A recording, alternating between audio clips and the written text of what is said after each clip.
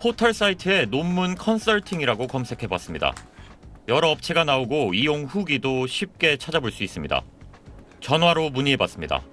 저희가 실제로 박사 논문 통과시켰어요. 박사 논문. 우리나라는 사교육의 왕국답게 사교육이란 거지. 그게 문제되는 게 없고.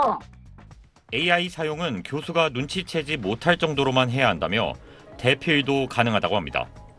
GPT를 활용을 해야 되는데 살짝은 의존해도 되는데 만약에 선생님이 작성도 어렵다 그러면 한 450 뭐 이렇게 생각하셔야 돼요. 회사 생활을 하면서 빨리 아무래도 학위를 받아야 되다 보니까 AI를 활용하거나 업체를 통해서 논문을 대피를 요청해서 하는 경우들을 AI를 사용한 부실 논문은 확산하는 추세입니다. 실제 최근 4년간 학술지에 게재했던 국내 대학, 연구기관 소속 연구자의 논문 중에 생성형 AI 사용이 의심돼 철회된 사례가 204건에 달한다는 연구 결과가 나왔습니다.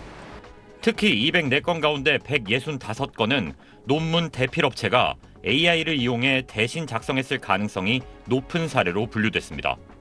철회된 논문들을 살펴봤습니다.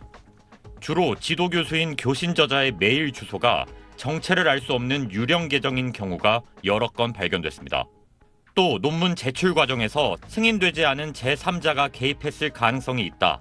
저자는 물론 동료 평가자의 신원을 검증할 수 없다는 내용이 철회 사유로 적시되는 등 이른바 논문 공장의 AI 대필 정황을 확인할 수 있었습니다.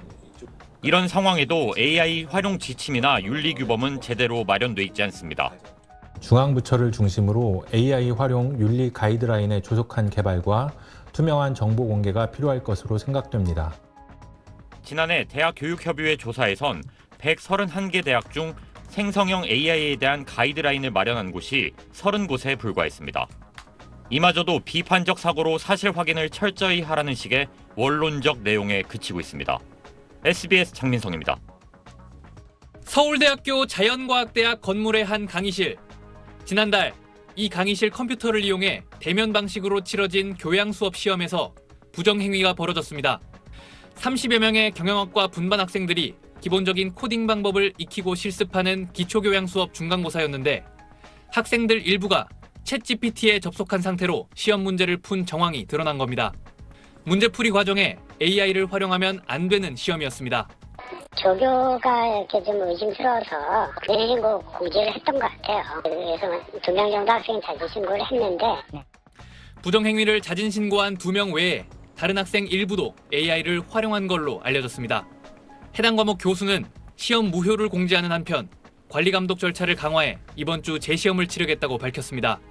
최근 연세대와 고려대에 이어 서울대에서도 비슷한 사태가 불거지면서 시험 과정에 어느 범위까지 AI를 허용해야 하는지 논란이 이어지고 있습니다. 언제까지 이런 AI를 제한하고 또 AI를 배제하고 시험을 봐야 하는가에 대한 의문을 들었습니다. 네. 오픈북이라고 하면 이제 GPT를 써도 사실 상관없는 거잖아요. 그죠? 인터넷을 사용하게 하면서 AI를 맡게 하려고 하면 제도적으로 아니면 인프라적으로 뭔가 지원이 있어야 된다. 서울대 측은 집단적 부정행위 정황은 발견되지 않았으며 개인적 일탈로 판단하고 있다고 밝혔습니다. SBS 권민규입니다.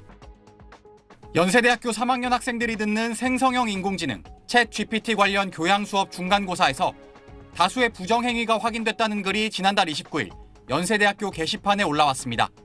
해당 수업을 듣는 학생은 약 600명.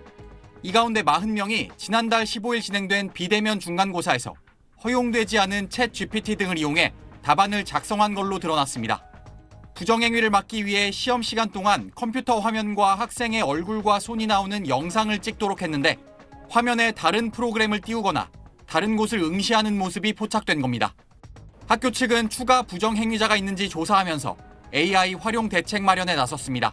의리적인 판단을 해서 이용할 수 있도록 학교 가이드라인이나 이런 교육을 통해서 앞서 지난 8월 동국대에서도 1,200여 명이 참여한 수업에서 다수의 학생이 생성형 AI를 시험에 활용한 정황이 드러나 논란이 됐습니다. 영국에선 AI를 이용한 대학생들의 부정행위가 지난해까지 1년 동안 7,000건 확인됐다고 일간 가디언지가 보도했습니다. 학교마다 표절 검사나 주관식 대면 평가 확대 등 AI 부정행위 방지책을 내놓고 있지만 근본적 해결을 위해선 높아진 AI 활용도에 맞춰 기존 제도를 손봐야 한다는 지적이 나옵니다. AI 시대에도 여전히 AI를 쓰지 않는 사람 자체가 가지는 능력에 대해 초점들을 많이 맞춰요. 또 다른 능력도 사실 테스트를 해야 되고요. 실제 4년제 이상 대학생의 91.7%가 과제나 프로젝트 자료 검색에 AI를 활용한 경험이 있다고 답한 반면 AI 활용 등에 대한 가이드라인을 학교 정책으로 적용해 채택하고 있다고 답한 대학은 43%에 불과했습니다. 전통적인 방법대로 또 AI 시대도 숙제를 내거나 평가를 하면 실력 평가를 제대로 못한다는 이야기잖아요. 전문가들은 AI가 내놓은 답을 두고 학생 스스로 비판과 보완점을 묻는 방식 등이 대안이 될 수 있다고 조언합니다. SBS 박재현입니다.